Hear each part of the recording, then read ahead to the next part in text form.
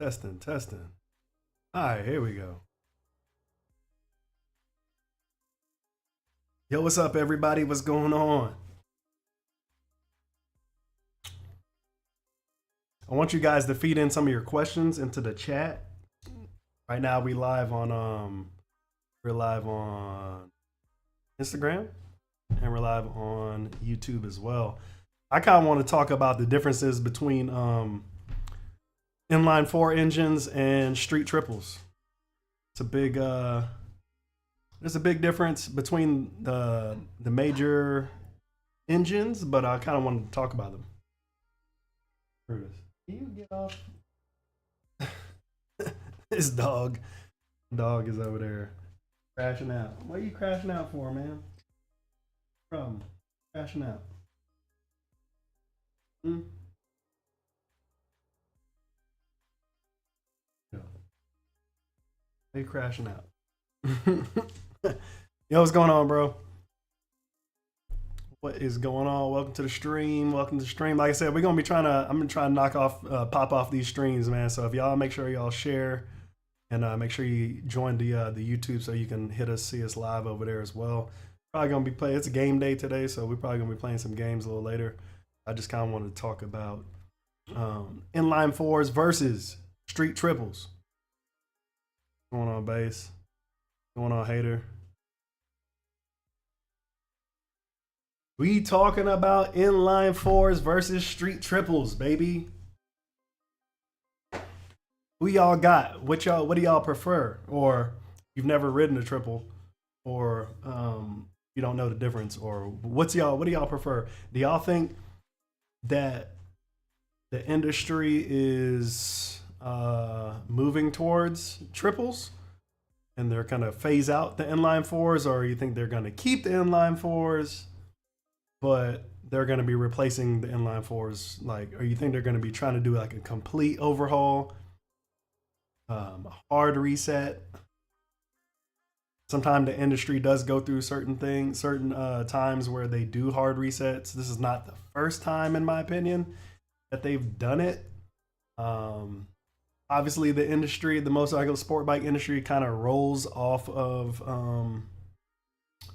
WSBK, like the World Superbike, or the racing in general. They kind of do roll off of that. So there have been times where we've seen scale backs. This is one of those times where it seems like the industry is trying to reset everything back to where the performance is kind of neutered again. So like I would say they might be kind of rolling back everything to be more or less slower. So I think that's probably why they're chopping the cylinder and they're going with the triples versus the inline fours. I think they're trying to, and they're also trying to, they're always doing it, but they're also trying to regulate how much technology is going into these bikes and stuff like that. So I feel like they're trying to forcefully roll it back, and I think they're obviously going to succeed. Just as the consumer, it's kind of like, damn, what do we do? You know what I mean? We're so used to we've been on this gravy train of like seeing the next bike like outdo with all the electronics, and it's kind of getting crazy, right? It's kind of getting crazy. We've creeped. If you look at like the leader bikes, for example, in the past, like maybe like 5 years or so, they're getting out of hand as far as like the pricing of it, right? They're introducing all this new tech. The engine is pretty much kind of like the same, but they're introducing all this new tech, and it's like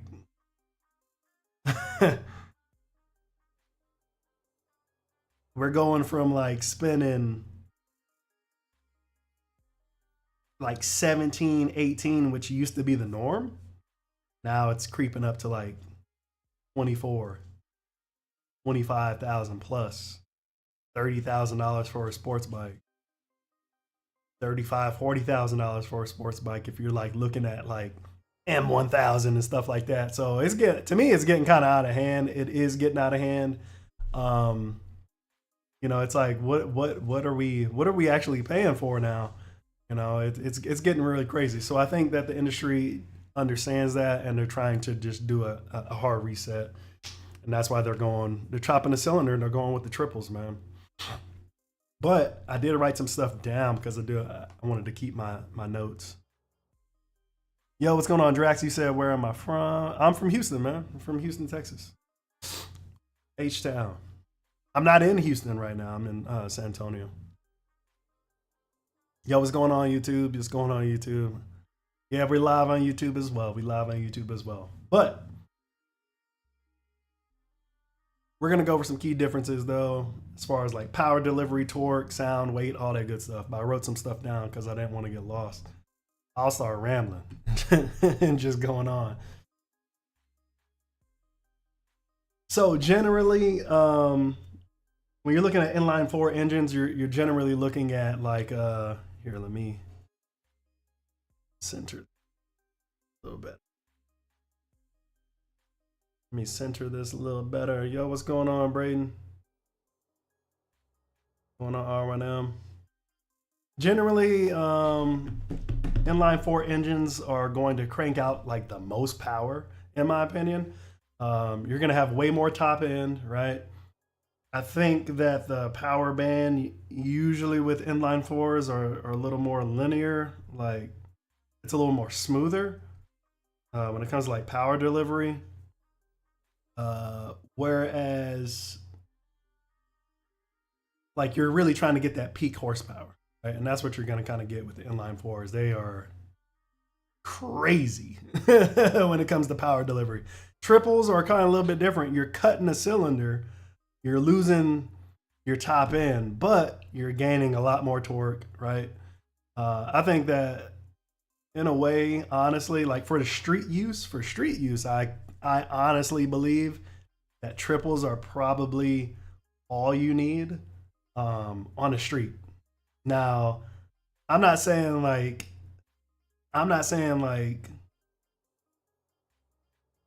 the industry should move towards triples and try to like completely max them out. I don't think the money is gonna move that way as far as like consumers. Like we want super fast things, right? So I don't think the top leader bikes are going anywhere. I just think they're gonna be expensive as hell. I think that's what they're trying to do. I think they're gonna continue being more and more expensive versus the mid-tier bikes, or I would say the usable bikes, which are going to be like the R9s, right? Which is going to be like the CF Motos, the new CF Moto, the 765, or if they do call it a 765, they might call it a 750. I'm not sure what they're going to do with it, but there are no strangers. CF Moto is no stranger to telling us that we're getting a newer 750 classed motorcycle. That's crazy. I think it's crazy. They just released the 765. I mean the 675, and then they're already talking about giving us a 750 before they even give us the V4, right? It's just crazy what motorcycles are doing right now. I'm wondering what's happening. Suzuki, surprisingly enough, has made some. They have alluded to. I think Suzuki is going to surprise everybody by probably giving us something very strange to compete with like the R9. And that's because they already have a 750, right? But it's outdated. The engine is outdated. The platform is outdated. I think honestly what we're going to end up getting, Suzuki probably might give us a detuned 750. I hope not with the restyling. To sit in that like 120, like 120 horsepower range. Yo, what's up, Braden? Love from India. What's going on? R1M. Yeah, that brother from India. Going on. Yeah, so I think I would be really surprised if Suzuki gives us a triple. I don't think they'll give us a triple. I think they'll end up giving us like a detuned 750 engine, honestly. Tell you the truth. But I don't know. Some people will say no, they wouldn't do that. But when you look at the R9, right? If you look at the R9 and the way that they are, the way that Yamaha has dealt with their MT brand, right? MTs being like, if you were to get an MT09, it's literally a detuned R1, like an older R1 engine. So it's a detuned one. So that's why a lot of people were kind of upset with the R9 because it's kind of like it's detuned. You know what I mean? It's like it's just a detuned engine, but special mapping, all that good stuff. It's pretty much brand new. So I think that'd be interesting if Suzuki does something similar to that with the 750. I think the Suzuki Inline 4, the 750 engine is probably the top engine for middle class bikes. I don't see what's wrong with it. I just think that Suzuki just needs to update their 750. That's it. Give the 750 new styling, better electronics. That's really it. I think that they could literally just set that bike and it will compete with the R9, especially if it keeps the same power as the regular Gixxer 750. I don't really see why. I don't really see what Suzuki would really give us. Like, besides brand new bikes, we need a new leader bike as well. Suzuki's just lazy though. Suzuki's been lazy. I don't know. But with those street triples, you're gonna get way more torque. And I think that's really kind of the reason why we saw the R9 do really, really well in its debut, his racing debut. Being able to win on the debut, like that thing is just crazy fast, man. Fast because it's got all that torque. It can get in and out of the corners really, really quickly. But that is obviously for racing platforms, right?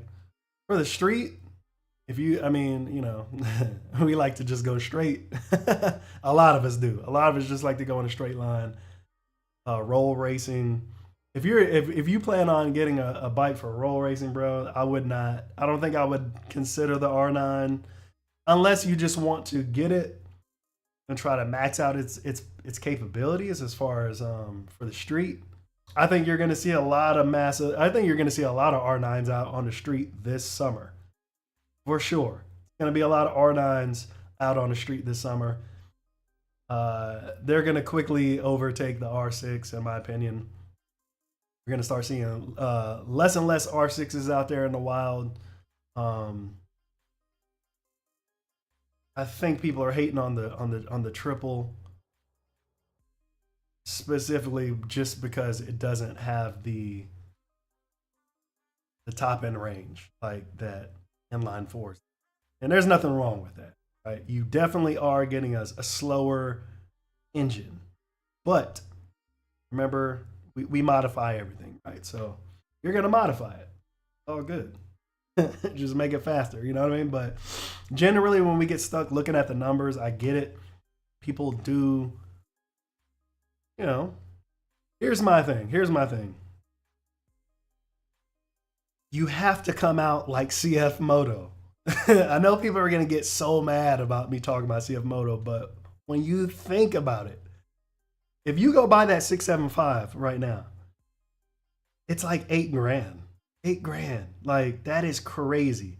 So when you think about like the R9, it's like 12.9. 12.9 and some change. So you're gonna spend some money, right? You're gonna spend some money, right? The power difference between the two, there is a big power difference, right? You're looking at the CF Moto is like around 95, I think, brake horsepower or whatnot. Versus the R9, which is probably gonna be around like 120. There is a difference. They're both triples, right? So it kind of goes to show you how you can have the same motor, but just depends on how they do it. You know what I mean? How they do it, what it can put out. And I think that the reason why obviously the R9 is going to be it's going to have more horsepower is because of the engine that they're using, is detuned R1 engine. So, you know, got more capabilities, right? Keep it in the class that they want it in. So you gotta think about that stuff too. Inline fours are heavier, triples are not. Obviously, they're more light and compact.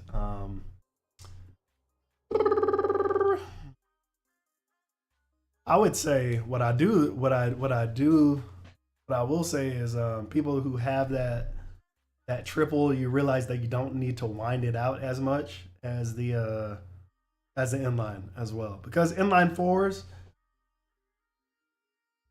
where the magic usually happens is the magic usually happens at the top end when you're trying to crank that thing out. So, Joe, what's good? R1S says, show me your bike. It's in the garage. It's windy as hell today too. It is crazy windy. I'm waiting for this wind to die down. Like, I'm gonna go show you. We'll be right back, YouTube.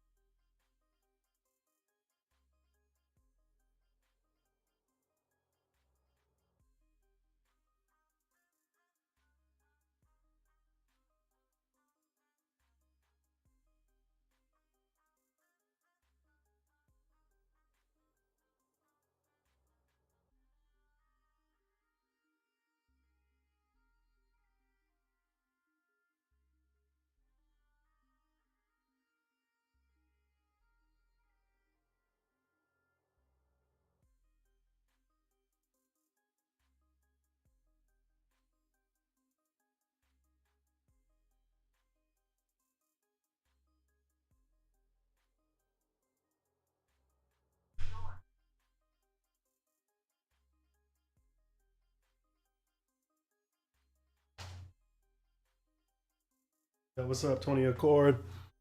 That is good.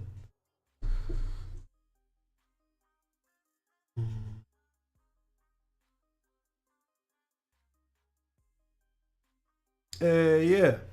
So, yeah, definitely. It's crazy windy out there. I'm talking about it's bad. It's really bad. There's already been like 2 wrecks out there today. 2 wrecks today out in the city that's been posted up because of the wind. Unbelievable. Dun,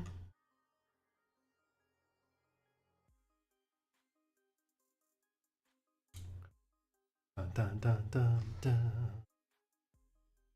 So yeah, all in all, man, like when it comes to the inline four or the triple, honestly, I think it's just going to come down to your personal preference and what you like. You like more power, or you like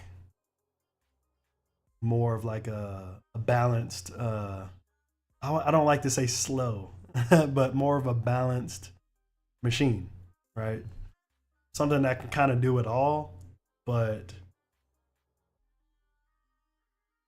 doesn't do the most up top. Does that make sense? Or do you want something that has like loads of potential throughout all the gears, but it's going to cost you a pretty penny, right? And I mean, I'm telling you, leader bikes for sure are pay a premium because you definitely get speed throughout the entire power band. Throughout any gear, you're getting speed, but not all inline fours, not all leader bikes are built the same, right? They're all different. So even between all the leader bikes, they all ride differently. Suspensions are different. It just depends on what you're looking for. But I would generally say, personally, for me, I personally love leader bikes. I personally love inline fours. Triples aren't bad at all. I just think that depending on the type of riding that you do is going to determine how much speed and thrill that you actually can handle and want. And but generally, I think that for most riders, a street triple is going to be plenty. It's really the perfect engine for the street, in my opinion. How do you guys feel about that? Yesterday we had somebody come on here telling us that who was it? It was somebody. It might have been Hater. Somebody that came on here saying something about they wanted to start off on a damn turbo Busa. That's crazy. That shit was wild.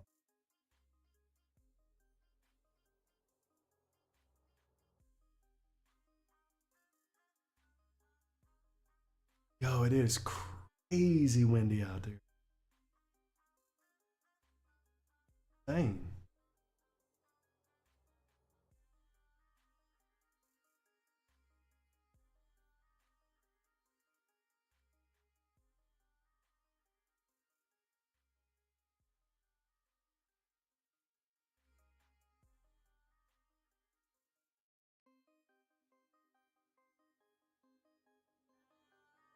Yeah. Oh, my bad. We getting ready to I'm getting ready to load up this Dota. About to jump on the game. I need to finish setting up this Discord for y'all too. Y'all can hop in Discord and come chat with me.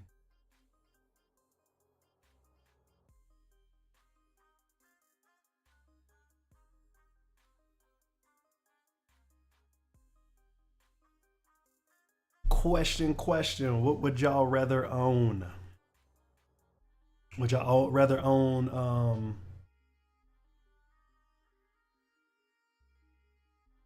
a leader bike or a sub leader bike? Would you rather own a leader bike or a sub leader bike? Sub leader bike meaning that it's less than 1,000 cc's.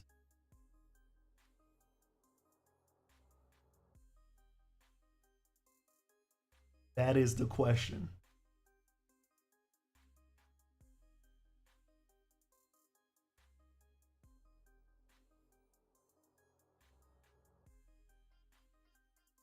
Ain't worried about you. My dog is trying. We ain't going outside. Leave them alone.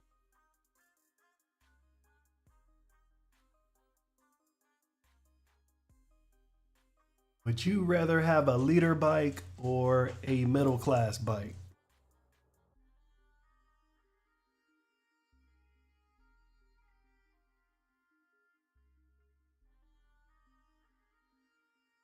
With all the different bikes that I've owned personally, I want a leader bike.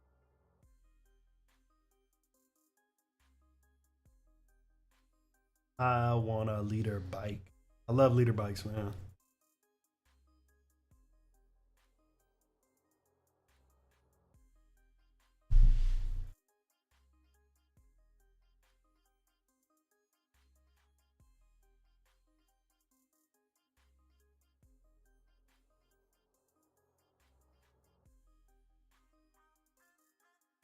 What is my favorite sport bike of all time? That's a hard question. That is a very hard question. What is my favorite sport bike of all time?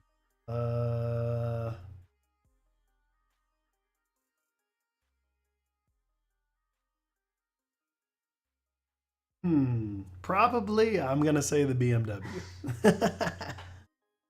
I'm gonna say the BMW. And the reason being is because I was infatuated with Kawasaki until that BMW showed up, man, and then I don't know, I fell in love with BMW, man. Like the underdogs. BMW. I'd say BMW. Now, do I have a preference in the BMW? I would say that if I could pick any leader bike right now as like my ultimate dream bike, if it was from BMW, it'd definitely be the M1000. Cream of the crop right there, M1000 RR. I don't think I would waste my money on buying the M package for the S1K. I would just get the M1000. You're talking about like 40 something thousand now. Wild.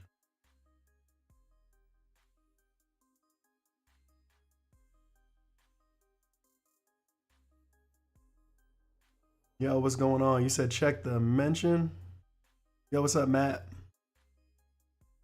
What you mean? How do I do that?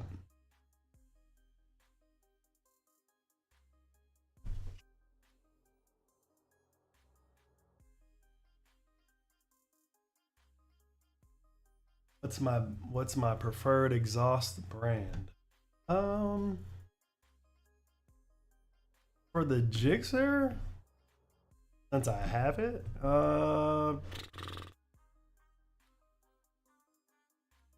I still like the Arata exhaust. I don't know if, yo, what's up, Matt? I still like the Arata exhaust for the Gixxer. I think it's a really unique sound. It's a unique look, and I just like the way it sounds. If anybody who doesn't know what the Arata exhaust is, your boy Dude Mungus used to roll with it. He rolled with one for quite a while.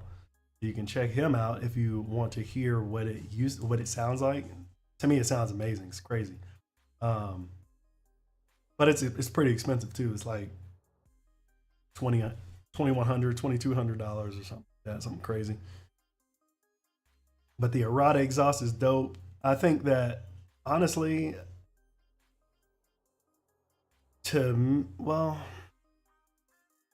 I'll kind of preference that and say like the best looking exhaust in my opinion, I would say probably is probably the Arata or the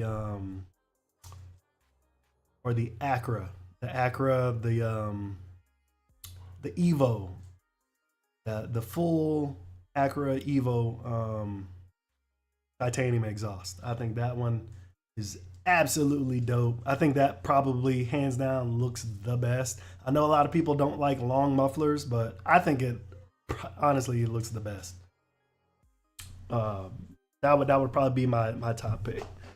I do run M4. I love M4s. I think the M4s look amazing. They sound amazing. That would be my third option. And M4 is the cheapest. And I think it's really hard to beat when you're looking at all three. If you're looking at all three of those, I would say that M4 would be my choice if you don't want to spend a crap ton of money. M4. I think on the dyno, the dyno may look a little different. I think the dyno numbers you'll probably see would probably be Acura Evo full exhaust at the number one, giving you the best results. Probably really close. It probably might be a really close comparison between that and the M4.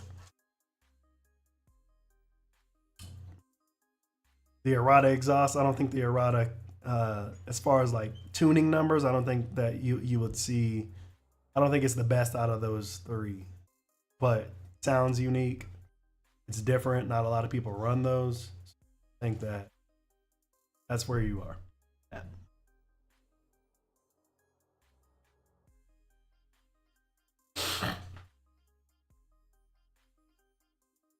So, it's a favorite sport bike of all time, but I don't necessarily I'm not a brand loyalist. So I don't necessarily have a brand. My dream bike is owning a BMW.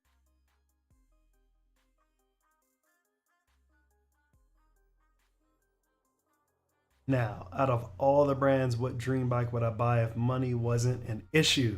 To me, this is easy. This would be completely easy for me.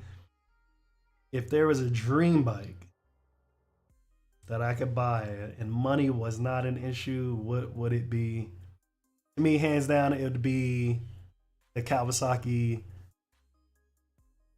the H2R. Hands down. What's going on, Valentina? What's going on, Valentina? Hands down, Kawasaki H2R. Or the H2, it don't even matter. But definitely H2R. Put a headlight on that thing. It's over with. Yeah, H2R is definitely like that Batman bike, like that crazy ass bike that I would never think to own. Definitely buy it.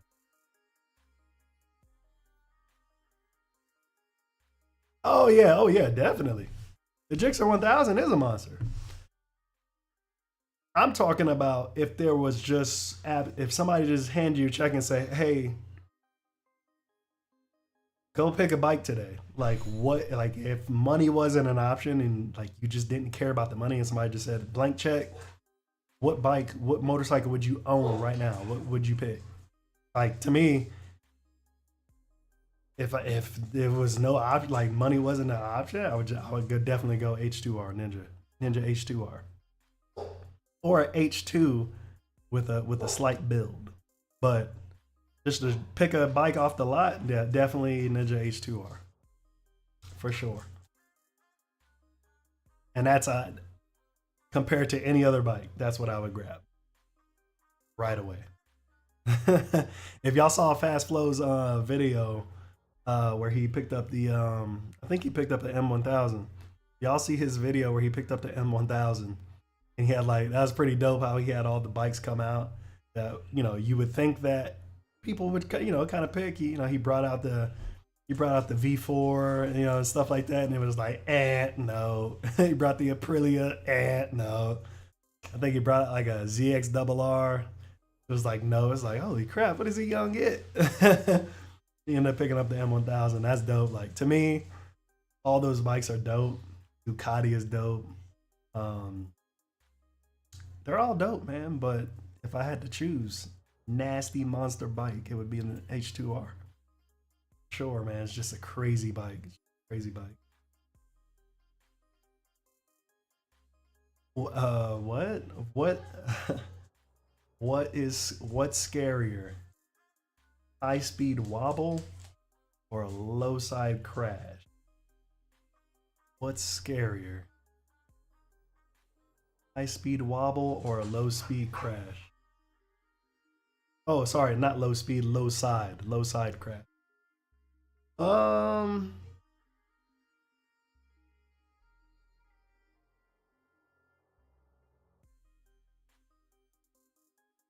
I would say probably for my Brutus, get out of my room. Lord in Christ, dog. I would say out of my room. I would say for my riding style, I would say probably the thing that bothers me the most or worries me the most is low side crashing. Especially in times like right now where it is like the wind is almost like hurricane level. Like hurricane level gust right now are crazy. It's low siding because sometimes it happens when you're not even really like paying attention. You could just be cruising or riding, and then you could be turning. It's even worse if you're trying to turn. It just feels like somebody's trying to sweep out the wheels. What's the matter? I did. I told him to get out of my room. Out of my room. Get out. What's the matter? Oh, I want you out too. I'm trying to record. What's the matter?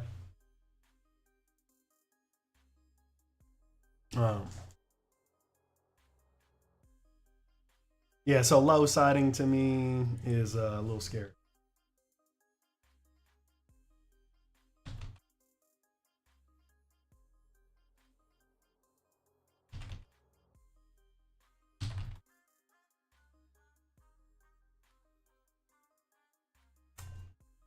My bad. All right. Yeah, so that's what I would pick. For me, though. For you, I have no idea. You would have to let me know. What's your biggest fear? Low siding or is a high speed wobble? High speed wobble that would be scary. I have considered putting a GPR on my bike. They're about $400. I think that they're necessary for most. I don't necessarily go that fast, but I would definitely feel a lot more confidence if I had like a GPR on my bike. Stabilizer, for those who don't know. The big ass chunky dial that goes right on top of your trip lamp. Let's see. What was this question? Would you rather? What? Would you rather have a quick shifter or a launch control? Well, on my bike has a quick shifter. I do not have launch control on my bike, but I do have a quick shifter What I will say is that I never cared about quick shifters before, ever. I never cared about quick shifters because I never really had bikes that had electronics that had that on there, so I didn't care about it. I'm fine with just clutching and shifting gears like normal. But since I have had a quick shifter and I never cared about using it before and I use it now religiously, I would say that it would be very, very hard to go back to a sport bike with no electronics, no quick shifter. That would suck. That would definitely suck. You can go out and get a brand new Honda CBR 1000 RR, and they still don't have quick shifters. Maybe they've figured it out and they've decided to add one with it. But yeah, quick shifters, especially if it's a bilateral or if it goes up and down, it's an up and down quick shift. Perfect. Absolutely a must have, I would say. Even if you don't want to use it, must have. Must have. Saves the clutch hand, man. Saves it so much. It's so much easier. And it makes the bike a lot much funner to ride. Much funner to ride. In my opinion, though. What say you? What say you?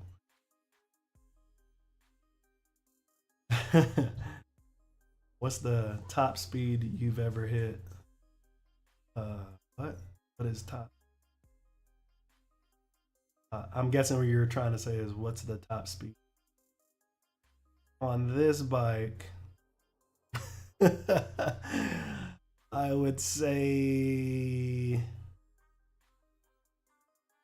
I pussied out at about 130, 120, 130. I don't push the bike very hard at all. I'm a baby when it comes to this bike. The only times that you see me pushing this bike, honestly, really, is when I'm out with the boys and we are getting some roll racing in. And I am in no way a roll racing expert. It is something that I do want to get more into, that I am positioning myself to get more into as far as the roll racing. So got some parts coming soon. I actually got some in the cart right now. But yeah, we're definitely looking to get some upgrades done pretty soon. What's up, Ryan? I think Ryan was here yesterday too. I think Ryan was also here yesterday. But yeah, definitely looking to get into that. So I would say, like I said, I haven't, maybe like 120, 130 or something like that. Half the times when I'm with the boys and we riding, half the time when I do look down and I do see my speed, I'm just like, oh shit, like I'm slow down, like, because I don't ride like that. I don't ride really fast on my own. Like some people, you can watch my videos too. You'll see a lot of, you'll see some people that when they ride, some people just ride like a bat out of hell all the time. Like they're just cruising at 120. I just like to cruise. I go to speed limit and I cruise, man. I go to speed limit. Yeah, I try to go to speed limit and cruise. And when I don't go to speed limit, I try not to post it because I don't want to get in trouble. But yeah, definitely I like to have fun. I like to have fun on this bike. You just have to find the perfect time. There's a right time and a right place for everything.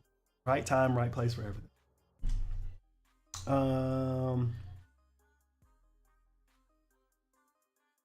That's kind of interesting. What's your go-to riding playlist genre? I'm guessing you're asking what kind of music I listen. What's my go-to playlist? It is honestly, I have it like on like can't even look because it's on the phone, but I have like it on. It like kind of chooses my playlist for me. I have different playlists on my YouTube Music, but usually I'll go in and I'll start off with something like Jada Kiss or something like that, something crazy. You know what I mean? Just something that I usually listen to. But I usually listen to a lot of older school rap, R&B, all that good stuff. I do listen to some new stuff. Just depends on what it sounds like. But usually it's usually on like older school rap.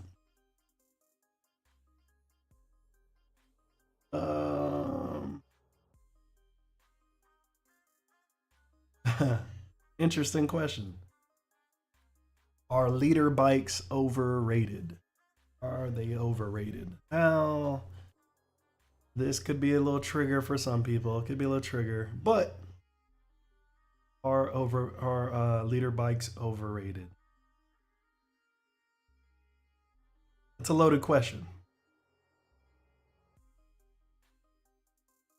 I would say leader bikes are overrated in the biker community, simply because they are seen, in my opinion, they're seen more as a flex. It's a flex. A leader bike shouldn't and doesn't have anything to do with anyone's ability to operate a motorcycle or to have fun on it. But for some reason, in the motorcycle community, whether it's here on social media like Instagram or YouTube, whatnot, they are overrated, or they are glorified over as being the end all be all to having fun. So you'll see a lot of people that don't ride. They're interested in riding, and the first thing that they really want to get, most people who are following the motorcycle community as far as like sport bikes goes, right? Most people are leaning more towards getting a 600 or a leader bike. More people are leaning more to getting leader bikes than anything. That's simply because of the culture, what we see on social media, right? Because we glorify all the fun and the things that you can do. We glorify that by saying, hey, this is what you can expect if you have a leader bike. So I think when you look at it from that perspective, leader bikes are overrated, because when you look at people that are really, really good at handling motorcycles, as far as like doing stunting and stuff like that, like Brian 636, what's the other guy? Brian 636, guy who does all the wheelies. Who's the other guy? Jixabra. People like that, right? Those guys have extreme motorcycle control. It doesn't matter what they ride. That guy can get on a, I've seen Jixabra get on a brand new off the lot motorcycle, a Ninja 636, completely stock, still got the whale tail on it, and he's over there, yeah, not as well as his, bikes that he's modded, but he can still just control the motorcycle like normal. So you can do all that stuff on a brand new bike right off the lot, but you got to have that control, that experience to be able to do stuff like that. And so when you watch his channel, he's usually doing stuff on like that on like 600s and shit like that. So I think that thinking that you have to have a leader bike to be able to do those types of things is completely incorrect, and it is pushed. And that is kind of the consensus in the motorcycle community. It's a flex though. Leader bikes are flexes. They're overrated because you don't need them to be able to be a motovlogger, to make interesting content, to build the following. You don't need a leader bike. I think that those things that I hit are things that new people to the space, or people interested in getting into the space, I think that's what they believe, is that I have to have a leader bike. I have to have a 1000cc bike. It's got to be the latest and greatest thing, which is why we see everybody out on my dream bike, my S1000RR, because everybody lately in the last like 3 years has seen everybody on a S1000, because they used to be the hated bike. It used to be the hated bike. People were like, no, Ducati. Get a BMW. Yeah, they're ugly. They're fast, but they're ugly. This and that. So, you go through your phases, right? But, right now, everybody's on an S1000, which is kind of like, damn, not as like, I don't know. That was the bike that I wanted for so long. Everybody's got one now. So, it kind of sucks, but it's still an amazing bike. I think if you want something more exclusive, you need to go with like MV And again, they don't, you know, those bikes are uber expensive. Even Ducati V4s, man. Almost everybody and their mom has a base model Ducati now. I think most of the people who have more money to spend are going to be buying like the V4S and V4R. Personally, if I got a Ducati, I'm not getting it with a dry clutch. Not worth it. Flex is just not that. To me, the Flex ain't that worth it. Have a dry clutch in the Ducati. Get a regular clutch. I'm not trying to replace that thing every 2,500 miles. Not happening. But yes, leader bikes are overrated. They're overrated.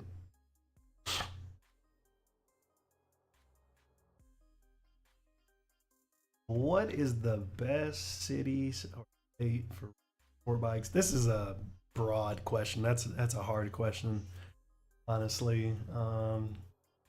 Also depends on how often you travel.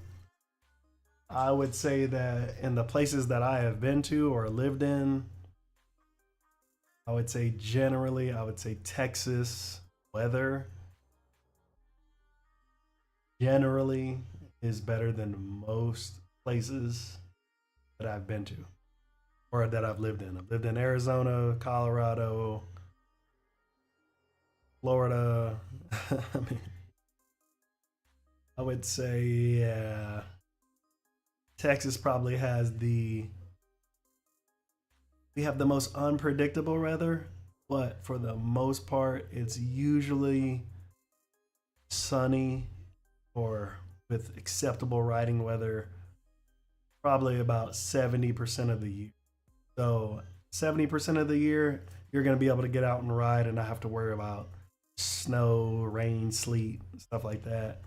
You are going to come to the times where you're going to have strange weather where you have random cold fronts, random freezing, sleet, snow weather. If you live up in the higher in the state, like towards Dallas and stuff like that. Here in San Antonio, like I said, we deal with random weather. Perfect weather outside as far as like temperature, but we have the most random hurricane style weather winds, right? Where it's like blowing trees over. I don't get it. So you know it sucks because I want to go out and ride, but I don't want to be tossed into the median. You know what I mean? So I would say the prettiest place that I have been in to ride was when I lived in Germany. Living in Germany, that was like, I think overall the best place to ride because they look out for motorcyclists and it's just safer there. And you have the Autobahn, which you can go literally as fast as you want. Recommended. Recommended speed. But yeah, that's about, you know, that those are the questions that I'm done. I'm gonna take those and you're going to kind of shut it down here on the Instagram space, and then we're gonna move over on YouTube and we're gonna do some gaming because game nights. Anyways, hopefully you guys, thank you guys for coming through, participating if you did, and for throwing those questions. Make sure that all of you guys over here on Instagram, make sure that you click on that on my bio and hit that YouTube link. Join us over on YouTube, or we'll stay live. Everybody on YouTube, we're trying to build up. Trust me, the process is working. The process definitely is working for sure. We have a plan, right? And we have a game plan, and we're executing it perfectly. We're just slow organic growth, man. Slow growth. Slow growth. That's what we want. We're not buying subs over here. We ain't doing that over here. We building from the ground up. But anyways, I'll catch you guys in the next one. Make sure, again, Instagram. Go click up on the link above. Click on that YouTube link. Join us on YouTube. Catch you in the next one.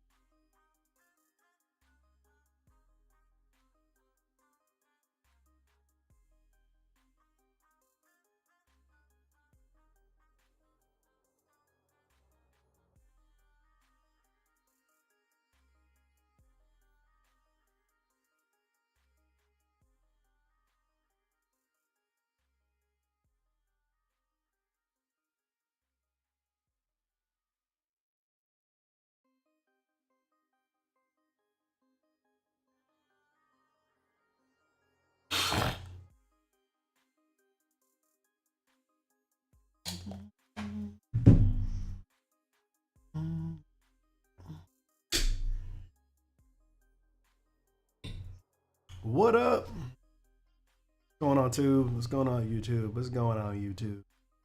All right, we're gonna get this thing started up. I'll be back once we get it stream set up for the gaming.